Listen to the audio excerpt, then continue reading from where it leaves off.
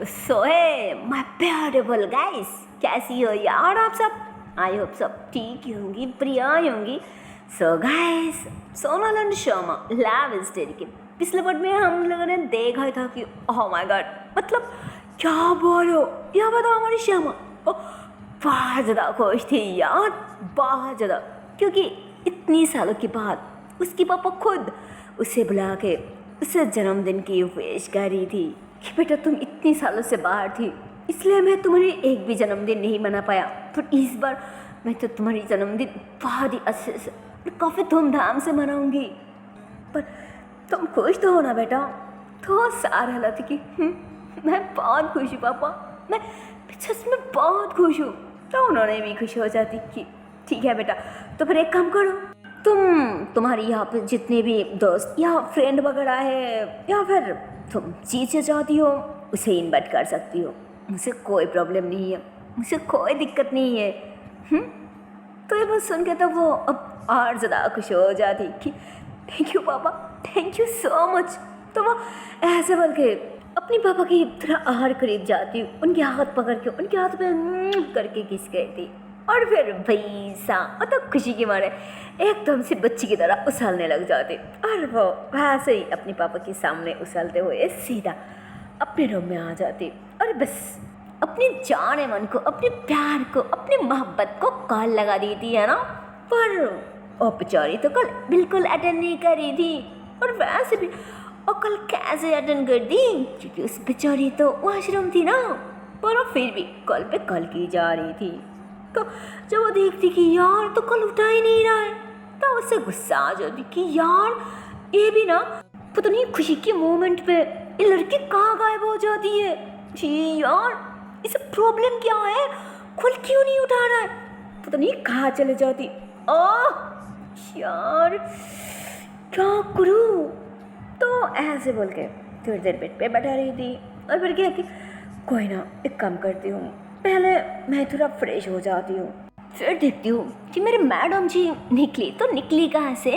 हाँ, पर मैं इन्वाइट कैसे करूँ। तो ऐसे बोल के ना थोड़ी देर सोचने लग जाती, और फिर कहती हाँ समझ गई कि मुझे किसे इन्वाइट करनी है। हाँ, तो ऐसे बोल के अब वो भी ऐसे वॉशरूम चले जाती है ना फ्रेश वगैरह होने के लिए। तो इधर सुनाल भी अब फ्रेश होके बाहर आती, उसकी नज़र फ़ोन पे जाती, तो वो ऐसे टॉवल से हाथ और फेस साफ करते हुए अपने फ़ोन निकलती, और वह भी शमा को कॉल लगा देती।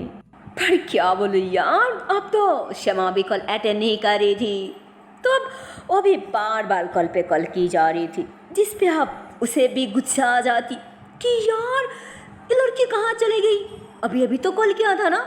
फिर देखती हूँ बच्चों, अब मेरी कल कितनी देर ना अटेंड करके रह सकती हूँ। हाँ, तो ऐसे बोल के अब फिर से कल पे कल की जा रही थी यार, वो भी गुस्से से। तो इतने में शमा भी वॉशरूम से बाहर आती, और वो सुनल की कॉल देख ली थी, पर वो देखने के बाद भी सुनल की कॉल इग्नोर कर दी थी, वो कल अटेंड ही नहीं करती कि मुझे भी अब कोई बात नहीं करनी। अई बड़ी, जब मैं कॉल किया था तो अब तो बात नहीं किया था ना, तो फिर अब तो मुझे भी नहीं बात करना। तो ऐसे बोल के अपने बाल वगैरह बनाने लग जाती। इधर अब सुनल को भी गुस्सा आ जाती कि इसने मेरी कॉल इग्नोर कर रही, इसकी हिम्मत तो देखो।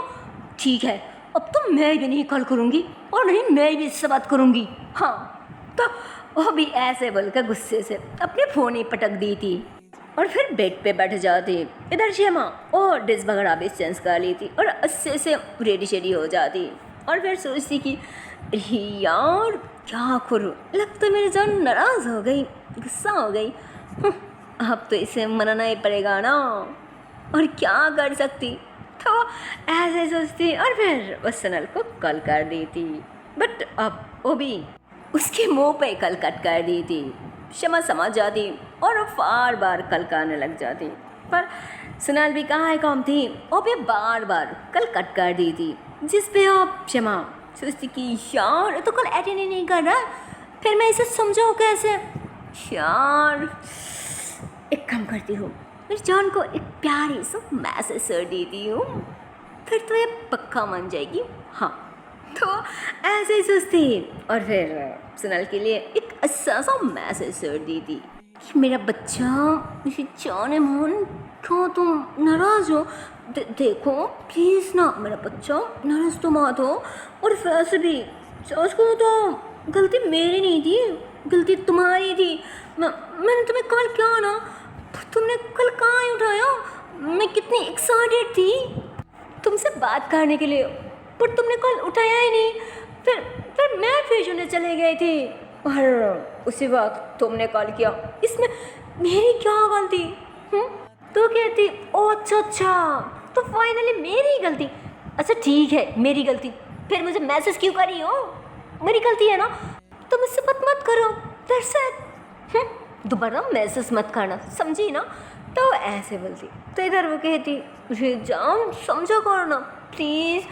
उसे ठीक है मेरी भी गलती है, अब खुश?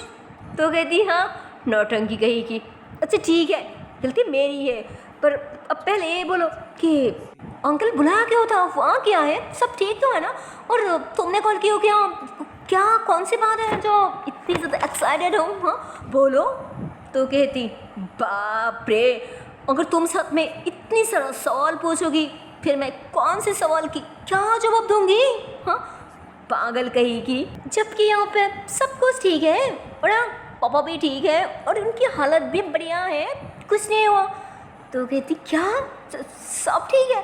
फिर अंकल तुम्हें इतनी जल्दी अचानक बुला गए हो, मुझे तो लगा शायद कुछ हुआ है। तो कहती हाँ कुछ तो हुआ है ना। अरे पागल कुछ तो जरूर हुआ है, पर उनके नहीं मतलब जो हुआ तो मेरे हुए है ना। तो कहती क्या मतलब कि आपके हुआ है? पर वहाँ क्या? तो कहती वो तो सीक्रेट है और बहुत ही ज़्यादा सरप्राइज है, इसलिए अभी नहीं बता पाऊँगी, पर हाँ कल जरूर जान पाओगी पक्का। अभी मैं कल रखती हूँ, मुझे बहुत ज़रा काम है, समझी ना? तो वो ऐसे बोल के कल कट करने वाली होती, पर सुनल कहती ये सुनो तो देखो, बोला ना असली बात क्या है मुझे अभी बता दो। और नहीं तो शिमा हंसती कि अच्छा और नहीं तो क्या करेगी? मतलब मार डालोगी कि अरे मेरी जान, अपनी प्यार की हाथों में जान देना भी मरना भी तो कितनी नसीब वाली बात है ना। अरे मेरी जान फिर तो मुझे बहुत खुशी मिलेगी और मारने की कोई दर्द भी फील नहीं होगी ना। Love you. चलो अभी मैं रखती हूँ और मुझे काम है ना, मुझे अभी जाना होगा, ओके बाय।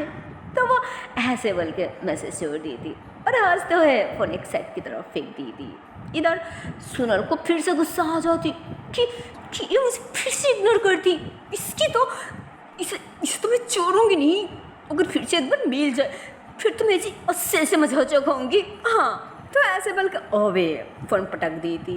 इधर शिमा को फिर से फील होता कि अरे यार ये मैंने क्या कर दी, मुझे उनको गुस्सा दिला दी। जो भी किया मैं सच में अच्छा नहीं किया, फिर वो नाराज़ हो जाएगी, सैड हो जाएगी, फिर मुझे भी तो अच्छा नहीं लगेगी ना। तो ऐसे ही सोचती और फिर वो अपनी जान के लिए फिर से एक क्यूट से मैसेज छोड़ दी थी कि हेलो मेरी जान, अरे गुस्सा तो मत करो। अरे पागल मैं तो सिर्फ तुम्हें तंग किया हूँ, सिवाय यार कुछ नहीं। असल में वो घर पे एक फंक्शन है ना, इसलिए मैं थोड़ा बिजी हूँ, तुम गलत मत समझना, मैं फ्री होकर तुम्हें कल करूँगी। अभी मैं रखती हूँ बाय। तो ऐसे एक अच्छा सा मैसेज छोड़ दी थी। तो अब वो सोचने पड़ जाती कि फंक्शन, पर कौन सी फंक्शन जो मैं नहीं जानती, और खास करके पापा, उन्हें तो ज़रूर पता होगा ना, पर उन्होंने तो मुझे कुछ नहीं बताया। अगर ऐसा कोई बात होती पापा तो मुझे ज़रूर बताती ना। हाँ हो सकती है कि पापा भूल गई। एक काम करती हूँ, मैं पापा से कॉल करके पूछ लेती हूँ कि असली बात क्या है। तो ऐसे बोल के तुरंत अपनी पापा को कॉल लगा देती है ना, मतलब उसके अंदर तो एक तरह के बेचैनी होने लग जाती कि आखिर बात क्या है, फंक्शन क्या है, कहीं शमा की शादी तो नहीं तय होगा। नहीं ऐसा नहीं हो सकता। अरे शमा सिर्फ मुझे प्यार करती है, ऐसा नहीं कर सकती। और ऐसे भी अगर ऐसा कोई बात होती तो फिर वो इतनी खुश ना होते, वो तो बहुत खुश लग रहा है, लगता है कुछ और बात है। बोलो क्या बात है यार, क्या करूँ। तो वो ऐसे ही सोचने लग जाती और अब तो मानो उसके दिमाग में पता नहीं क्या क्या गलत ख्याल आने लग जाती। तो वो सोच सोच के अपने पापा को कॉल लगा देती, पर उसके पापा तो कल अटेंड नहीं करती, क्योंकि उन्होंने शायद कुछ काम में बिजी था ना, इसलिए उन्होंने एक छोटी से मैसेज छोड़ दी थी कि क्या हुआ बेटा, बात क्या है। मैं अभी अभी तो कल से निकला हूँ ना, मैं एक काम में हूँ, जो भी बात है मैं घर लौट के बात करती हूँ, मैं अभी आ रही हूँ, ओके बाय। तो उन्होंने ऐसे एक छोटी से मैसेज छोड़ दी थी। तो कहती अरे यार ये पापा भी ना हर टाइम बस बिजनेस बिजनेस बिजनेस, मैं थक गई हूँ ये सब सुन सुन के, शिट। तो ऐसे ही गुस्सा गाने लग जाती। और इधर श्यामा वो तो फौरन अच्छे से रेडी शेडी होके और घर से निकल जाती है ना। अपनी जान को कुछ सरप्राइज देना था ना, अपनी बर्थडे पे उसे गिफ्ट करनी थी ना। शायद वो दिल में अपनी जान को, अपने प्यार को, अपनी मोहब्बत को प्रपोज करने वाली थी ना अपने बर्थडे पे। शायद वो सुनाल को अपनी ज़िंदगी की एक हिस्सा बनाने वाली थी, उसे अपने लाइफ पार्टनर बनाने वाली थी यार। और इसीलिए वो अपने प्यार के लिए एक प्रपोज रिंग खरीदने जा रही थी। और सांस को तो वो ज्वेलरी शॉप में एक ले चले जाती और वहाँ जा गई कुछ अच्छा सा रिंग के पिक्स ले लेती और वो पिक्स फ़ौरन फॉरवर्ड कर देती है ना सुनल को और मैसेज कर देती कि मेरी जान एक बात कहो, असल में मैं जानना चाहती हूँ कि इनमें से कौन सी रिंग तुम्हें ज़्यादा पसंद है, प्लीज़ थोड़ा बता दो ना। तो गुस्सा हो जाती, क्यों रे तो ज्वेलरी शॉप में चले गई यार, पता नहीं ये करे क्या आ रहा है, मुझे तो कुछ समझ नहीं आ रहा है। तो फिर से कहती अरे जान बोलो ना। तो गुस्से से ऐसे ही मैसेज देती कि एक भी नहीं, ये बड़ी कौन सी पसंद है, अब खुश, मुझे यहाँ से कोई भी नहीं पसंद, कोई भी नहीं। तो वो ऐसे ही लिख दी थी और फिर गुस्सा वाला एक इमोजी भी भेज दी थी जिसपे क्षमा कहती बाप रे, अरे ये तो कुछ ज़्यादा ही बरक गई, अब क्या करूँ, अगर ऐसे ले लूँ फिर अगर मेरी जान को पसंद ना आई तो नहीं मुझे अच्छा नहीं लगेगी। एक काम करती हूँ, मेरी जान को तो मनाना पड़ेगा ही ना, और नहीं तो ऐसे कैसे चलेगी। एक काम करती हूँ, फिर से थोड़ा ट्राई करती हूँ, कौन कह सकती है, अगर मान गई तो ये तो अच्छी बात होगी ना। एक काम करती हूँ, फिर से मैसेज करती हूँ। हाँ, तो वो ऐसे बोलती और वो फिर से एक मैसेज कर दी थी कि उसे मेरा बच्चा, मेरा टोना मोना सोना, प्लीज़ ना बाबू, और इतनी गुस्सा तो मत करो, और बोला ना देखो ये पापा ने किसी को गिफ्ट करने वाली है, अगर अच्छा नहीं हुआ, पसंद नहीं आया तो ये गलत बात होगी ना, इंसल्ट होगी, इसलिए कह रही हूँ प्लीज़ ना समझो करो ना, प्लीज़ बता दो। तो ऐसे ही मैसेज करते हुए मानो एक बार इस रिंग को देख रही थी तो दूसरी बार उस रिंग को देख रही थी, मतलब एक बार एक हाथ में ले रही थी तो दूसरी बार दूसरी हाथ में ले रही थी। तो वहाँ पे शॉप में जो लड़का था ना वो बार बार क्षमा को नोट करने लग जाती कि यार एक ऐसी कस्टमर है, एक बार ये देख रहा है तो दूसरी बार वो देख रहा है, फिर सारी की सारी रख रहा है, फिर मोबाइल पे किसी से मैसेज कर रहा है, कहीं ये लेगी या फिर ऐसे देख रहा है। आजकल की कस्टमर भी ना पता नहीं कैसा कैसा होती है, तो वो लड़का पता नहीं क्यों ऐसे सुसरी होती है। और इधर सुनल को थोड़ा सा अक्कल आती, वो ऐसे कहती ओह अच्छा तो ये अंकल जी की मामला है आपकी नहीं, फिर ठीक है रुको मैं अभी पसंद करके तुम्हें वो पिक्स सेंड करती हूँ, ठीक है ना। तो क्षमा खुश हो जाती कि हाँ जी आपकी मेहरबानी है, और हो सके तो प्लीज़ थोड़ा जल्दी कीजिए क्योंकि मैं कब से यहाँ पे खड़ी हूँ, और हाँ ओ जो पसंद करनी है वो प्लीज़ मैं जो पिक्स भेजी हूँ उनमें से ही होगी ना, प्लीज़ इस बात का ध्यान रखना। तो कहती हाँ जी इनमें से ही होगी, कहीं और से नहीं, बुद्धू। और सोच को तो अब जितनी भी सारी पिक्स भेजी है ना ये सारी की सारी बहुत अच्छी है, बट इनमें से ये दो कुछ ज़्यादा ही सुंदर है, ये लो दो मैंने बेच दी, इनमें से आपको जो लेनी है अब तो वो अक बंद करके ले सकती हो। मुझे पूरी भरोसा है, पूरी यकीन है उसे जरूर पसंद आएगी, ज़रूर। तो वो खुश हो जाती कि थैंक यू सो मच मुझसे मदद करने के लिए मेरी जान। अच्छा ठीक है चलो मैं अभी रखती हूँ, बाद में बात करती हूँ, हाँ। तो वो भी कहती चलो ठीक है, संभल के आना और घर आते ही मुझे एक मैसेज कर देना। तो शमा मुस्कुराती कि हाँ माय लव, वो तो ज़रूर दूंगी। तो ऐसे बोलकर अब दोनों के दोनों मुस्कुराते हुए कल कट कर दी थी। इधर शमा को भी अब समझ नहीं आता कि दोनों ही मेरी जान को पसंद है, तो क्यों ना मैं ये दोनों ही ले लेती हूँ। हाँ वही सही रहेगा, फिर तो मेरी जान सारा ही खुश हो जाएगी पक्का। तो ऐसे ही उसके फिर और दोनों खरीदने लग जाती कि भैया एक काम कीजिए आप ये दोनों ही पैक कर दो।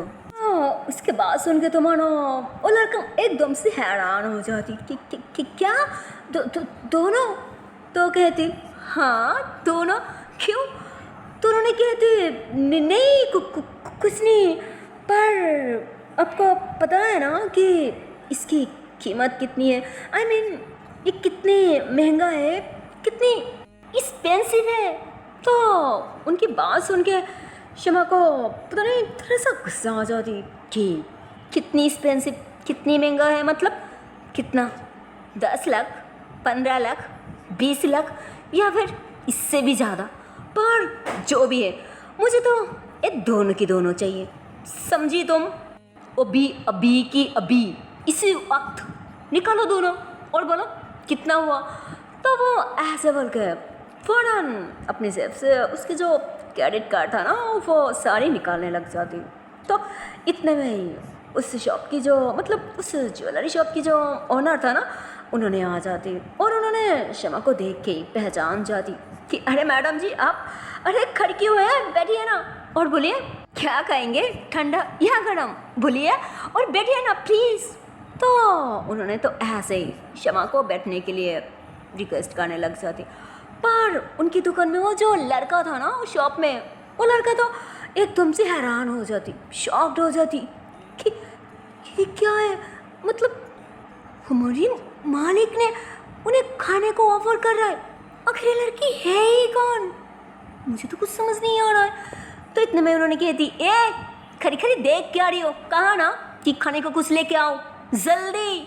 तो इतने में ही शमा भी अब उस लड़के की तरफ देखती जिस पे तो भाई सा अब वो लड़का बहुत ज़्यादा घबरा जाती और घबराहट की मारे उसकी तो पसीना छूट जाती। तो अब वो जाते वक्त शमा से सॉरी कहने लग जाती। तो इतने में ही उन्होंने नोट करती कि सॉरी, पर तो सॉरी क्यों कह रहा है, क्या किया तूने?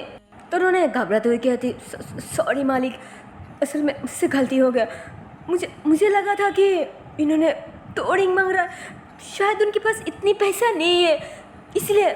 तो इतने में ही मतलब उनको तो ये बात सुन के बहुत ज़्यादा गुस्सा आ जाती और गुस्से के मारे उसे थप्पड़ लगा दी थी कि तुझे पता भी है कि ये कौन है? अरे ये शहर की सबसे बड़ा बिजनेसमैन की एकलौती औलाद है, उनकी एकलौती संतान है।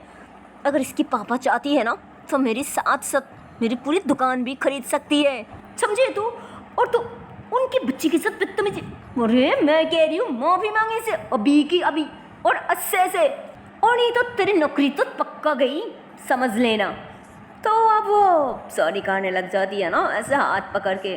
तो शमा कहती इट्स ओके, शायद ये मुझे अच्छे से नहीं जानती इसलिए ऐसा किया, डोंट वरी, कोई बात नहीं है, अब बस बोलिए मेरा बिल कितना हुआ? तो वो लड़का ऐसे घबराते हुए कहती वाह ज़्यादा नहीं है, वो सिर्फ 7.5 लाख। तो वो कहती रुको मैं अभी लेके आती हूँ।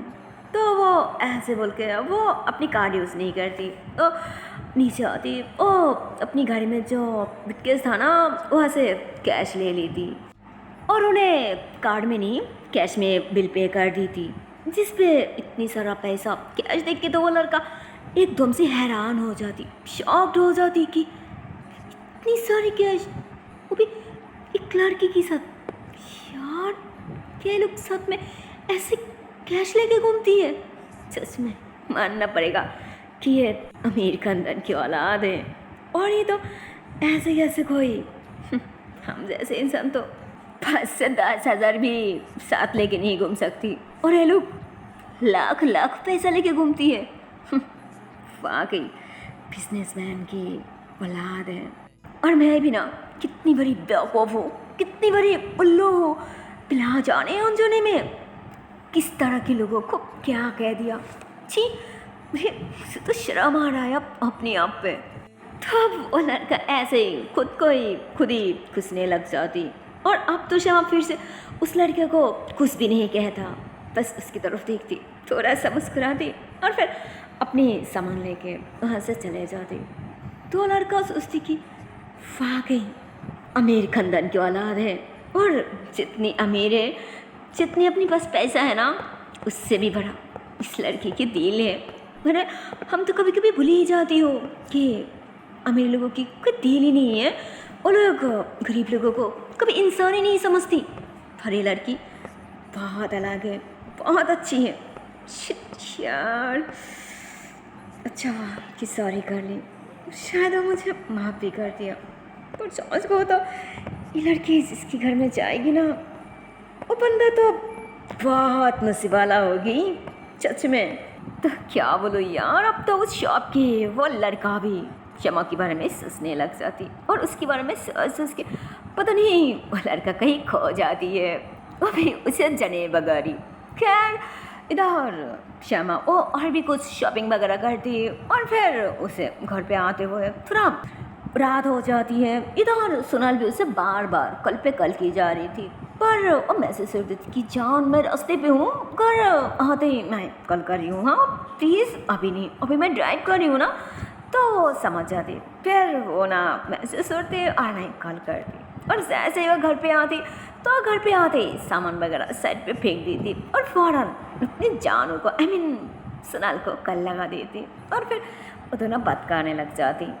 सो हे गाइस, इसकी आगे के पार्ट देखते हो नेक्स्ट वीडियो पे, और देखते हो इसके आने वाले पार्ट में क्या होगा। सो तब तक के लिए टाटा बाय बाय। पर जाने से पहले एक छोटी सी रिक्वेस्ट है यार, अगर वीडियो को अब तक लाइक नहीं किया, शेयर नहीं किया, तो बहुत गलत बात है यार। जल्दी से लाइक कर दो, शेयर कर दो, और चैनल को कर दो subscribe. Okay tata and bye bye. So take care guys, bye bye.